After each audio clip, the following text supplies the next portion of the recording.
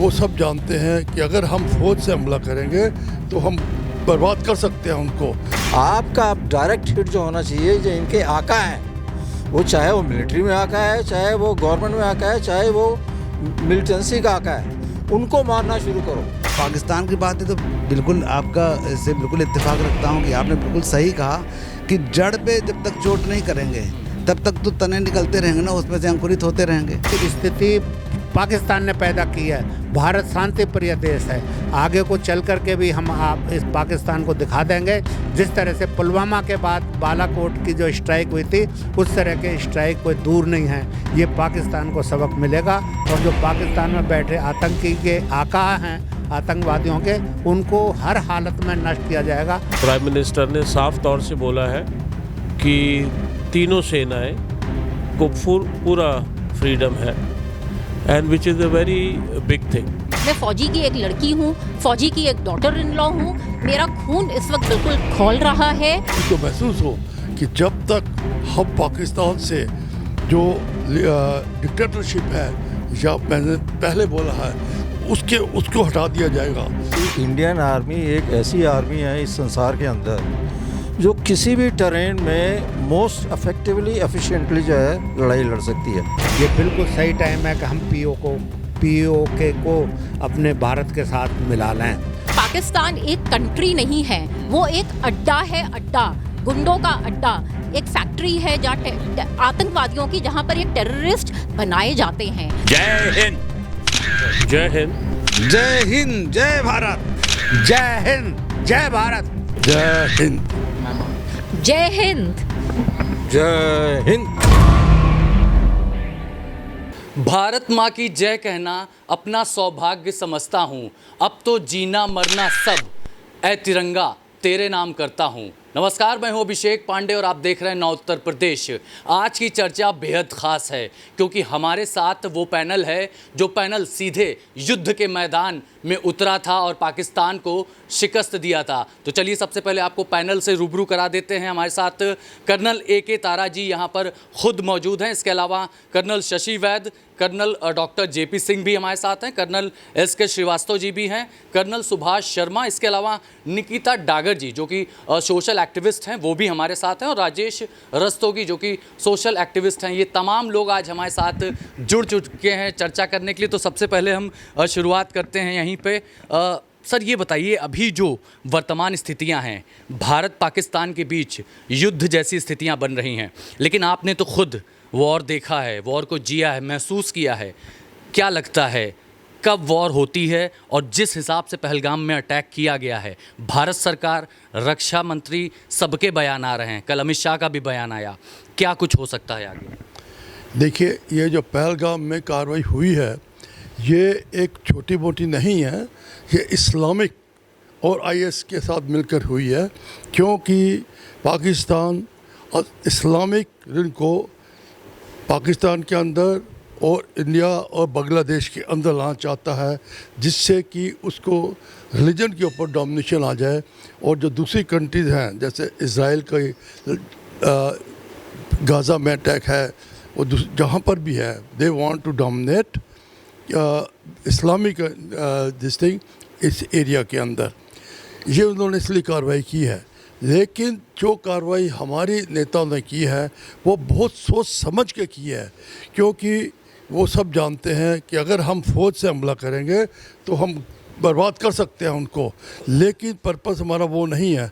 हमारा पर्पस ये है कि पाकिस्तान के अंदर जो लोग रहते हैं, जो जनता रहती है, उसके अंदर एक ऐसा पैदा करना है कि वो जो इस्लामिक गवर्नमेंट या डिक्टेटर गवर्नमेंट जो है पाकिस्तान में, उसको उलट दे और उसके अंदर ऐसी भावना आए कि भारत के साथ अच्छा संबंध बनाएंगे तो वो हमारे प्रोग्रेस के लिए, हमारे बढ़पन के लिए बहुत ज़रूरी है। यानी कि साफ तौर पर वॉर ही नहीं बल्कि वॉर के साथ साथ डिप्लोमेसी भी चल रही है। हमने देखा कि जब से युद्ध छिड़ने की बात कही जा रही है, ये भी कहा जा रहा है कि जो पाकिस्तानी सेना है वो डूरंड लाइन से अब इधर आ रही है। बताया जा रहा है कि तालिबानी का एक तरफ प्रेशर है, इधर से बलूचिस्तानी भी प्रेशर डाल रहे हैं। ऐसे में इंटरनल कॉन्फ्लिक्ट की बात जो कर्नल साहब कह रहे थे, उससे क्या आप एग्री करते हैं? क्योंकि हमने देखा कि भारत सरकार ने जो कदम उठाए हैं, उसमें इंडस ट्रीटी, वाटर ट्रीटी की बात हो, उस पर भी रोक लगाई गई, 18 वाघा बॉर्डर को भी सील कर दिया गया। इसके अलावा जो एम्बेसी में, पाक एम्बेसी में मेंबर हैं, उनको भी कम किया जा रहा है। यानी वॉर तो चल रहा है लेकिन डिप्लोमेसी भी चल रही है।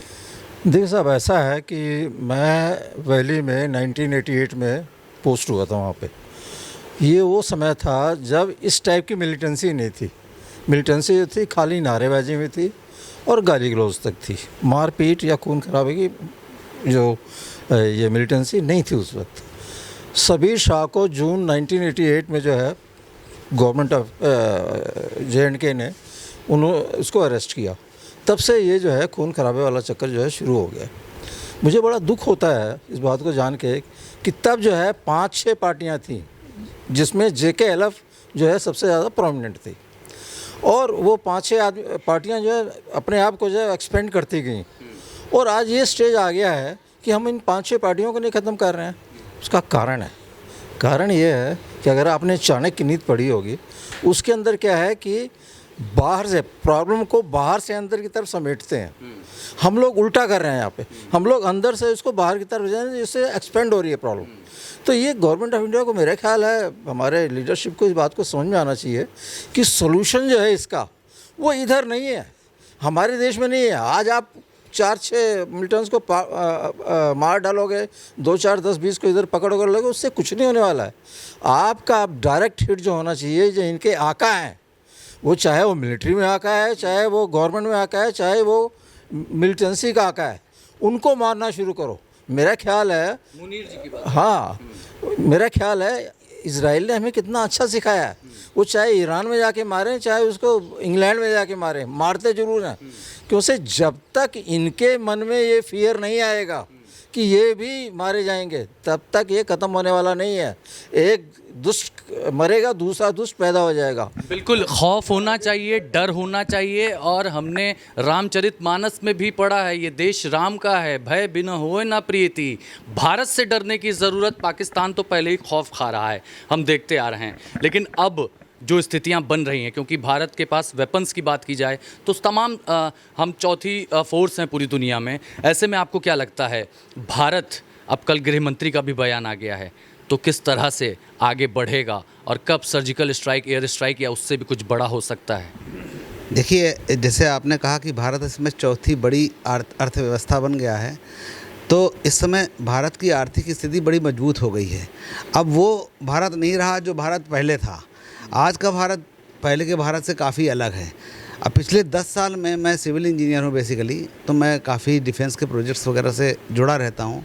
तो पिछले 10 साल में, चाहे वो जल हो, थल हो, नभ हो, हर एक सेक्टर में बहुत तेज़ एक्सपेंशन हुआ है, बहुत तेज़ उनको बहुत सुदृढ़ किया गया है, इतना मजबूत कर दिया गया है कि अभी भारत की जो व्यवस्था है वो काफ़ी सुचारू हो गई। चाहे वो नेवी हो, चाहे वो आर्मी हो और वो एयरफोर्स हो, सभी सेक्टर में बराबर से वो लगाया जा रहा है। और जहाँ तक रही कि जो पाकिस्तान की बात है, तो बिल्कुल आपका इससे बिल्कुल इत्तेफाक रखता हूँ कि आपने बिल्कुल सही कहा कि जड़ पे जब तक चोट नहीं करेंगे तब तक तो तने निकलते रहेंगे ना, उसमें से अंकुरित होते रहेंगे। बिल्कुल, आतंकवाद की जड़ पर वार करना है। यानी कि भारत जब पहले कहता था कि आतंकवाद है, तो दुनिया कहती थी नहीं, ये तो भारत और पाकिस्तान के बीच की बात है। फिर 9/11 हुआ, तमाम हमले होते आए, चाहे यूरोप की बात करें, फ्रांस में तमाम आतंकवादी घटनाएं हुई, ईरान, इराक हम देख ही रहे हैं। सर ये बताइए, आप कर्नल रह चुके हैं, तमाम आपने चीज़ें देखी हैं अपनी आँखों से, थोड़ा बताइए जब युद्ध होता है उस समय क्या स्थितियाँ होती हैं? युद्ध के समय पर जो दो देश होते हैं उनके बीच में तनाव तो ज़रूर होता है, और हर एक जो देश है, जो दोनों देशों के बीच में देश ये कोशिश करता है कि जो वहाँ की बेसिक जो इंफ्रास्ट्रक्चर है, जो हमारा दुश्मन पाकिस्तान है, उसको कैसे नष्ट किया जाए, उसके आवाम को कैसे ये मैसेज दिया जाए कि जो पहलगाम में जो ये घटना हुई है वो सरासर गलत थी। और ये जो घटना घटित हुई है उसका क्या रीज़न था, तो उसके जो आका हैं उसको मारने के लिए, उसको ख़त्म करने के लिए, उसको जड़ से निपटाने के लिए बीच में दो देशों के बीच में युद्ध होता है। उन्होंने कोशिश की कि धर्म पूछ करके जिस तरह से निहत्थे और निर्दोष लोगों को मारा है, धर्म पूछने के बाद में उनको ये था कि भाई भारत में आंतरिक युद्ध, आपस में धार्मिक युद्ध छिड़ जाएगा और उससे भारत बट जाएगा, भारत टुकड़ा टुकड़ों में बट जाएगा। लेकिन उसमें वो कामयाब कभी भी नहीं हो सकते। भारत ने उनको हर लड़ाई में, चाहे वो 1948 की हो, 65 की हो, 71 की हो, उसमें उन्होंने, पाकिस्तान ने मुँह की खाई है। और देख लिया आपने कारगिल में, जब ऐसी घटनाएं होती हैं तो देश हमारा युद्ध की स्थिति पाकिस्तान ने पैदा की है। भारत शांति प्रिय देश है, आगे को चल कर के भी हम इस पाकिस्तान को दिखा देंगे। जिस तरह से पुलवामा के बाद बालाकोट की जो स्ट्राइक हुई थी, उस तरह के स्ट्राइक कोई दूर नहीं है। ये पाकिस्तान को सबक मिलेगा और जो पाकिस्तान में बैठे आतंकी के आका हैं, आतंकवादियों के, उनको हर हालत में नष्ट किया जाएगा, आप देख लेंगे। ये तो फिर भी गीदड़ भपकी पाकिस्तान देने से नहीं चूक रहा है। भले ही 48 की बात कर्नल साहब ने जिक्र किया, 65 की लड़ाई की बात की, 71 की लड़ाई की बात की, और करगिल वॉर का भी जिक्र हुआ, बालाकोट स्ट्राइक हुई, तमाम स्ट्राइक हो रही, लेकिन पाकिस्तान आतंकवाद की घटना से पीछे नहीं हट रहा है। अब जब 71 युद्ध की बात हो रही है तो आप तो स्वयं वहाँ मौजूद रहे, क्या कुछ देखा आपने, क्या कुछ हुआ उस समय? क्योंकि हमने सुना है कि बिन कासिम पोर्ट को भी मिसाइलों से दाग दिया गया था, कराची तक हम लोग चले। वो जो इलाका है उसमें मैंने सर्विस भी की है, बटालियन भी थी। लेकिन जो लड़ाई की बात हो रही है, जो हमारे लीडर आज पाकिस्तान को, लड़ाई तो कभी भी हो सकती है, लेकिन उसमें जो मेजर पावर्स हैं वो इन्वॉल्व हो जाती हैं। इतना आसान नहीं होगा, वो लास्ट है। उससे पहले हमारे लीडर पाकिस्तान को इकोनॉमिकली, पॉलिटिकली, मॉरली मार देना चाहते हैं, जिससे कि उनको महसूस हो कि जब तक हम पाकिस्तान से जो डिक्टेटरशिप है, या मैंने पहले बोला है, उसको हटा दिया जाएगा। लेकिन ये नहीं कि हम तैयार नहीं हैं लड़ाई के लिए। अभी आप देखिए, बड़े प्लान के साथ रशिया से 3 वारशिप बे ऑफ बंगाल के अंदर है। उसका मतलब है कि वो जो इंडियन ओशन से अगर करते हैं तो हमारा जो नेवी है, जिसने अटैक करना है, जो एक्सरसाइज कर रही है वहाँ पर, उसके लिए वो लैंड सेफ हो जाएगी। INS विक्रांत भी तैनात कर दिया। हाँ, और आज यूपी के अंदर शाहजहाँ के अंदर एयरफोर्स एक्सरसाइज कर रही है। ये सब पाकिस्तान को बताने के लिए है कि अगर आप इस ठीक तरीके से काम नहीं करेंगे, हम आपको हमला करेंगे, आपको बर्बाद कर सकते हैं। सुन लो पाकिस्तान, वे अब बंगाल हो या फिर हम कहें INS विक्रांत, मतलब चारों तरफ से पाकिस्तान की घेराबंदी की जा रही है। अफ़गानिस्तान से भी बातचीत चल रही है, क्योंकि अफ़गानिस्तान पड़ोसी मुल्क है और पड़ोसी मुल्क को कॉन्फिडेंस में लेना बेहद ज़रूरी है। तालिबानी से डर कर डूरंड लाइन से अब जो पाकिस्तानी सेना है वहाँ से मूव कर रही है। सर, आप अपने अनुभव के हिसाब से बताएँ, भारत पिछली बार तो जब उरी अटैक हुआ सेना पर, उसके बाद पुलवामा अटैक हुआ, CRPF पे क्विक रिस्पांस किया गया। इस बार सिविलियंस को निशाना बनाया गया और कहा गया कलमा पढ़ो, पैंट उतारो, हिंदू हो तो गोली मार देंगे। ये बड़ी क्लियर बात है कि जो पाकिस्तान ने ये एक्शन लिया है, ये इंडिया को प्रोवोक करने के लिए किया है। प्रोवोक इस तरीके से हो कि हिंदू मुस्लिम जो है, बिकॉज हिंदुओं को मारा, छांट के मारा। पहला एम था कि हिंदू मुस्लिम जो हैं इनमें दंगा फसाद हो, जैसे कर्नल साहब ने बताया। और दूसरा ये है कि हम प्रोवोक होकर कुछ जल्दी से एक्शन करें। मैं समझता हूँ कि आज युद्ध की स्थिति नहीं है। युद्ध ऐसे एक दिन में शुरू नहीं हो जाता है, उसकी तैयारी होती है। 1971 में 6 महीने लगे थे तैयारी होने में। ट्रुप्स मूव होते हैं, आर्मर्ड डिव मूव होता है। स्थिति युद्ध की नहीं है इस वक्त पर, लेकिन जैसे बालाकोट में स्ट्राइक किया गया वैसी स्थिति बन रही है।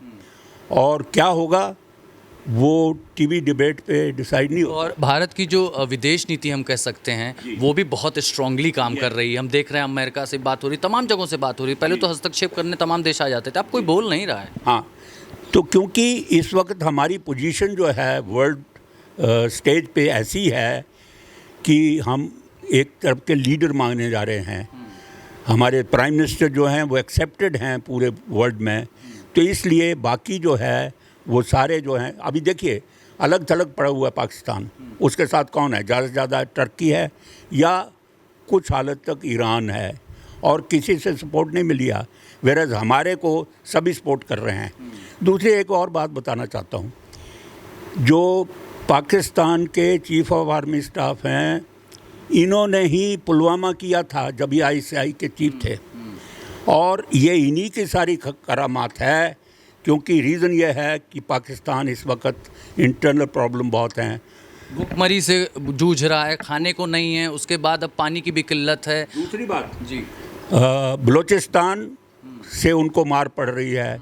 जाफर एक्सप्रेस जैसे हाईजैक करी, बहुत बड़ा सेटबैक था ये chief of army staff Asim Munir के लिए। उधर पख्तूनवा में भी वो चल रहा है। जो इनके जो तालिबान है, जो पाकिस्तानी तालिबान है, वो नाक में दम कर रखा है। आसिम मुनीर साहब अक्टूबर में रिटायर होने वाले हैं।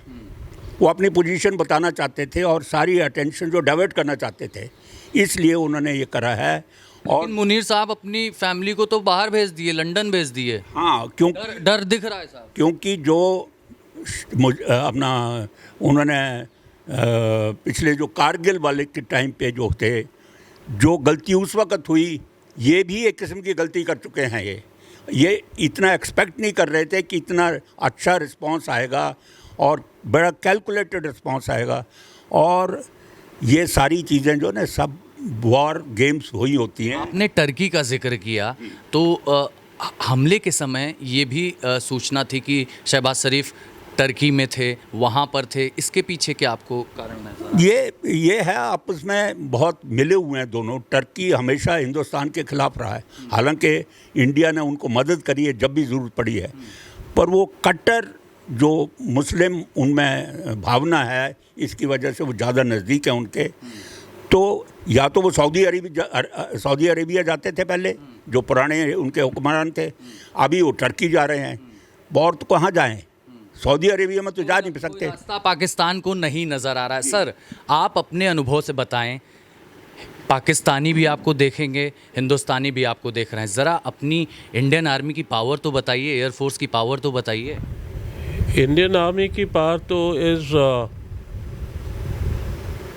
Too much, and let me tell you, this is for the first time that the Prime Minister of India has given full freedom to the armed forces. It has perhaps never happened earlier. तो ये एक बहुत बड़ी बात है, जिसके अंदर prime minister ने साफ तौर से बोला है कि तीनों सेनाएं को पूरा फ्रीडम है, and which is a very big thing. जो स्टेटमेंट्स पॉलिटिशियंस के हैं वो एक अलग बात है, और एक और बहुत ज़रूरी बात यह है कि जो इस वक्त मिलिट्री लीडरशिप है आर्मी, नेवी, एयरफोर्स की, वो बहुत एबल है। To put it in simple words, we have excellent military leadership today, whereas the military leadership in Pakistan is not up to the mark. आपने देखा कि पुलवामा का अटैक हुआ, and most of the countries, जितने भी बाहर के देश हैं, specially the super powers, they are all with us except Turkey को छोड़कर। बाकी सब हमारे साथ ही हैं, and it is a very big achievement, and this is an achievement of our prime minister. Current scenario की बात की जाए अगर, तो हम देख रहे हैं लगातार CCS मीटिंग हो रही है, CDS उसमें पहुंच रहे हैं, रक्षा मंत्री पहुंच रहे हैं, प्रधानमंत्री को ब्रीफ कर रहे हैं कि ये स्थितियां हैं। तो क्या कश्मीर की बातें हो रही हैं, पाकिस्तानी सीमा की बातें हो रही हैं, या फिर समुद्र के रास्तों से किस तरह से? मैं तो आपको ये कहना चाहूँगा कि पाकिस्तान ने वो बीज बो दिया अभी। बिल्कुल 71 में हमने देखा कि जो पूर्वी पाकिस्तान था, पश्चिमी पाकिस्तान था, वो बट गया, दो हिस्सों में पाकिस्तान बट गया। लेकिन जब युद्ध होता है तो वहाँ के टेरन की भी बात होती है। मैम ये बताइए, करगिल युद्ध में हमने देखा कि पाकिस्तानी सेना ऊपर थी और हिंदुस्तानी सेना नीचे थी, बोफोर्स हमारे पास था, उससे युद्ध जीतने में हमें आसानी मिली। लेकिन युद्ध लंबा चला, नुकसान हुआ, शहादत हुई। क्या लगता है आपको इस दफ़ा की जो स्थितियाँ हैं, क्या होना चाहिए? मैं यहाँ पर सबसे पहले ये कहना चाहूँगी कि मैं यहाँ पर सिर्फ एक सोशल एक्टिविस्ट की तरह नहीं बैठी हुई हूँ। मेरी दोनों साइड से, my side and my husband sides, 3 generation has served an army. And लड़कियाँ बड़ी होती हैं परियों की कहानी सुन के, जब अपने नाना नानी दादा दादी के यहाँ जाती है। मैंने सारी वो कहानियाँ सुनी हैं कि जैसे मेरे नाना ने वॉर लड़ी है पाकिस्तान के साथ, जब भारत आज़ाद हुआ है तो किस तरह से उन लोगों ने वॉर लड़ी है, मेरे फादर ने किस तरह से 71 की वॉर लड़ी है। My brother has fought Kargil war, he is still serving in Poona.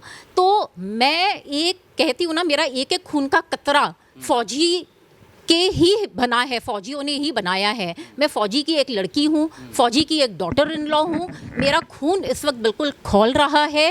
And मैं आपको यहाँ पर एक बिल्कुल साफ शब्दों में कहना चाहूँगी कि पाकिस्तान एक कंट्री नहीं है, वो एक अड्डा है, अड्डा, गुंडों का अड्डा, एक फैक्ट्री है जहाँ आतंकवादियों की, जहाँ पर एक टेररिस्ट बनाए जाते हैं। और जब तक कि उसको, जैसे अभी सर ने कहा है, जब वो क्या भारत के टुकड़े करेंगे।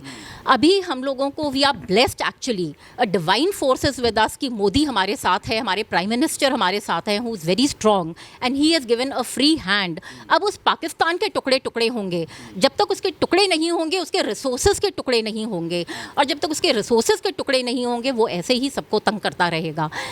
टर्माइट होती है ना, दीमक होती है, वो दीमक आप अपने घर में बैठ के बस चुपचाप से बैठ के देख नहीं सकते हो, इमिडिएटली उसी वक्त आप कॉल करते हो कि उसकी दवाई है। तो इस तरह से इनको ख़त्म करना है, बिल्कुल जड़ से सफाया करना है। इंटरनल युद्ध की भी बात आ रही है, बलूचिस्तान की तरफ से भी विद्रोह की आवाज़ लगातार उठ रही है, और दूसरी तरफ से तालिबान और खैबर पख्तूनख्वा इलाका भी। जी आप बताएं सर कि जो टेरन होता है, जम्मू कश्मीर का जो टेरन है, वो युद्ध के लिहाज से कितना कठिन है, क्या चुनौतियां आती हैं युद्ध के मैदान में सैनिकों को, अगर हम इंडियन आर्मी की बात करें? देखिए, ऐसा है कि इंडियन आर्मी एक ऐसी आर्मी है इस संसार के अंदर जो किसी भी टेरेन में मोस्ट इफेक्टिवली एफिशिएंटली जो है लड़ाई लड़ सकती है। अब आप लीजिए हमारे सियाचिन वगैरह का, सियाचिन में हम ही लोग हैं जो प्रॉपरली ट्रेंड हैं, हम ही लोग हैं जो all along the China border -50 degree centigrade temperature तक जो है लड़ाई लड़ सकते हैं। कैसे? हम लोगों ने ट्रेनिंग मिली है, हम लोग लगातार इस चीज़ के अंदर इन्वॉल्व हुए हैं। तो ट्रेन एक्चुअली हमारे लिए कोई जो है, हमारे लिए कोई वो नहीं है कि इस ट्रेन में हम ये करेंगे वो करेंगे, नथिंग नहीं। हम किसी भी वर्ल्ड की किसी भी आर्मी से किसी भी ट्रेन में कहीं पर भी किसी वक्त बड़े मज़े से उनसे जो है हाथापाई कर सकते हैं। मतलब सबसे चुनौतीपूर्ण टेरन हम ही लोगों की है, सबसे ऊंची पर्वतमाला पर भी हम जाकर बैठते हैं। हमारा देश ही कुछ ऐसा है, जंगल वारफेयर यहाँ है, माउंटेन वारफेयर यहाँ है, डेजर्ट्स यहाँ है, हाई अल्टीट्यूड यहाँ पे है, और समुद्र तो है ही खैर चारों तरफ। तो इसलिए हम लोग, ये तो सब्जेक्ट ही नहीं है हमारे लिए कि हमारे ट्रेन का यहाँ कोई प्रॉब्लम होगी। ये ज़रूर हो सकता है कि टाइम फैक्टर थोड़ा आगे पीछे हो जाए, क्योंकि जो डिफ़िकल्ट ट्रेन होती है उसके अंदर एडवांस करना ज़रा मुश्किल होता है, क्योंकि हाइट करने की जगहें ज़्यादा हो जाती हैं। वो तो हमने देखा भी था तमाम वॉर में, अभी सर्जिकल स्ट्राइक भी हुई थी। ये बताइए सर, अक्सर सवाल पूछा जाता है, सरकार से भी ये सवाल पूछ लिया जाता है कि ऐसा क्या दिक्कत आती है कि सीमा पूरी तरह से सील नहीं हो पाती, इन्फिल्ट्रेशन हो जाती है? क्या पाकिस्तान से कश्मीर के आवाम के भी लोग मिले हो रहते हैं कुछ, क्या आपको वजह क्या लगती है? देखिए, ऐसा है कि समहाउ ये बड़ा अनफॉर्चुनेट है कि हमारे देश के अंदर इंटरनल एक अलग एक सगुफा है जो हमारे अगेंस्ट के ही काम कर रहा है। अब जैसे बहुत सारी पॉलिटिकल पार्टीज ऐसी हैं जो उल्टे सीधे कमेंट्स देती रहती हैं, इन स्पाइट ऑफ नोइंग कि वार बिल्कुल सिर के ऊपर आपके खड़े हुए हैं, वो ऐसे स्टेटमेंट देने लग जाते हैं जो वहाँ के टीवी जो है वो दिखाने लग जाते हैं और ऐसा लगता है कि इंडिया के अंदर जो है हाल बेहाल है। ऑपरेशन ऑल आउट चला रही थी सरकार, तमाम आतंकवादियों को चुन चुन कर निशाना बनाया जा रहा था और पत्थरबाजी तो ख़त्म ही हो गई वहाँ से, ये सब हो गया। लेकिन सरहद पार करके आतंकी आज भी आ जाता है, तो क्या इसमें कश्मीर के लोग भी जुड़े हैं? नहीं, इसमें पक्का कश्मीर के लोग जुड़े हैं और मेरा ख्याल है अभी तो बहुत ज़्यादा ये गवर्नमेंट ने कंट्रोल कर लिया है। बड़ा अच्छा सर्विलेंस सिस्टम जो है ऑल अलोंग दी बॉर्डर लगा दिया इन्होंने। तो इंटरनली जो है कश्मीर का जो आवाम है, जिस कश्मीरियत की बात की जाती है, सर का ये कहना है कि कुछ लोग उनमें से ज़रूर मिले होते हैं, अगर ना मिले हों तो ये संभव ही नहीं है कि इस तरह की स्थितियां पैदा हो जाएं। एक बार फिर से मैं आपसे जानना चाहूँगा सर कि जो हमारी अभी डेमोग्राफी है वहाँ की, पाकिस्तान के सरहद सीमा की बात की जाए, चार स्टेट हैं जो सीधे तौर पर जुड़ रहे हैं, जम्मू कश्मीर, पंजाब, राजस्थान और गुजरात। वहाँ पर किस तरह के बदलाव देख रहे हैं? क्योंकि श्रीनगर और जम्मू कश्मीर तो हम जानते हैं कि मुस्लिम इलाका है, लेकिन राजस्थान पे भी बदलाव हो रहे हैं लगातार, हमने सुना है, और तमाम जो स्टेट हैं वहाँ पर भी लगातार मुस्लिम आबादी बढ़ रही है। मुस्लिम आबादी तो बढ़ रही है, वो तो पूरे हिंदुस्तान में ही कुछ स्टेट्स ऐसी हैं, जैसे वेस्ट बंगाल है, वहाँ इंक्रीज़ हो रही है पॉपुलेशन मोहम्मडन्स की, और भी स्टेट्स हैं जिसमें ज़्यादा हो रही है। इसके ऊपर थोड़ा सा ध्यान देने की ज़रूरत है और हम हिंदुओं को इकट्ठा होने की ज़रूरत है। और अगर हम अभी इकट्ठा नहीं होंगे, अब होना तो शुरू हो गया है, क्योंकि आज से 10 साल पहले आप देखें तो इतना माहौल नहीं बना हुआ था जो कि अब बन गया है, और माहौल उन्होंने बनवाया है ज़बरदस्ती करके। और जहाँ तक वैली की बात रह गई है, एक सवाल उठता है जी वहाँ ये कैसे हो गया, पहलगाम में क्यों हो गया, ये कैसे हो गया। पहलगाम की सिचुएशन जहाँ पे ये हुआ है वो जगह पहलगाम से काफ़ी दूर थी, और वहाँ पे जाने का जो रास्ता है वो ओनली खच्चर और म्यूल्स पे था। पिछले कई सालों से वहाँ ये एफर्ट हुई है कि वहाँ रोड बनाई जाए। जब भी रोड बनाने की बात आती है तो वो जो घोड़े वाले पोनीज वाले हैं वो स्ट्राइक कर देते हैं, वहाँ धरना प्रदर्शन होता है और काम बंद कर दिया जाता है। दूसरी बात ये बोला जाता है कि फौज नहीं थी वहाँ। एक स्ट्रेटजिक डिसीजन लिया गया है पूरे कंट्री में कि जहाँ जहाँ भी टूरिस्ट प्लेसेस हैं वहाँ हरी वर्दी नहीं दिखाई देगी, वहाँ फौज नहीं होगी, ताकि ये पूरे वर्ल्ड में ये ना जाए कि भाई हम टूरिस्ट जा रहे हैं, वहाँ भी अपने फौज लगा के रखी है वहाँ पे। और पुलिस जो आर्मी है वो गार्ड ड्यूटी नहीं करती है, उसका काम है सरहद पे लड़ना या इंटरनल जो कहीं ज़रूरत पड़ती है वहाँ। तो वहाँ पे पुलिस का काम था, और पुलिस वहाँ क्यों नहीं थी वो सिविल एडमिनिस्ट्रेशन की गलती थी। और बाकी जो रही बात, वहाँ का टेरेन ऐसा है, पहाड़ियाँ हैं। मैं यूसमार्ग में रहा हूँ, यूसमार्ग ऐसी जगह जहाँ ये वारदात हुई है, वहाँ पे ऐसी ऐसी जगह हैं जहाँ चारों तरफ पेड़ हैं और इतना टेरेन इतना ख़राब है कि वहाँ पे हर एक जगह पे जहाँ टूरिस्ट जहाँ वहाँ पे आर्मी या पुलिस ने डिप्लॉय की जा सकती। नदी नाले पहाड़, तमाम नाले पहाड़ जो हैं उसकी वजह से टेरेन, और वहाँ से जो उन्होंने अपनी कार्रवाई करी और गायब हो गए, कायर की तरह भाग खड़े हुए। लेकिन जब से ये हमला हुआ है हर हिंदुस्तानी का खून खौल उठा है, हर तरफ आवाज़ उठ रही है POK, Pakistan occupied Kashmir. POK, क्या अब वक्त आ गया है कि POK को भारत में मिला लिया जाए, क्योंकि वो हमारी ज़मीन है, हमारी सरहद है? बिल्कुल बिल्कुल मिला लिया जाए। POK, पाकिस्तान ऑक्यूपाइड कश्मीर, पाकिस्तान ने उसको ऑक्यूपाई किया हुआ, लेकिन वहाँ पे भी हलचल मची हुई है। POK की आवाम जो है वो भारत के साथ मिलना चाहते हैं, और ये सही टाइम है जो आज जो जिस तरह से घटना हुई है, ये बिल्कुल सही टाइम है कि हम POK को अपने भारत के साथ मिला लें। और ये अगर इसके साथ हमारे साथ मिल जाएगा तो एक जो वृद्ध कश्मीर के रूप में जो है उभरेगा, और हमारा जो है जो पोजीशन है हिंदुस्तान की वो और मजबूत होगी।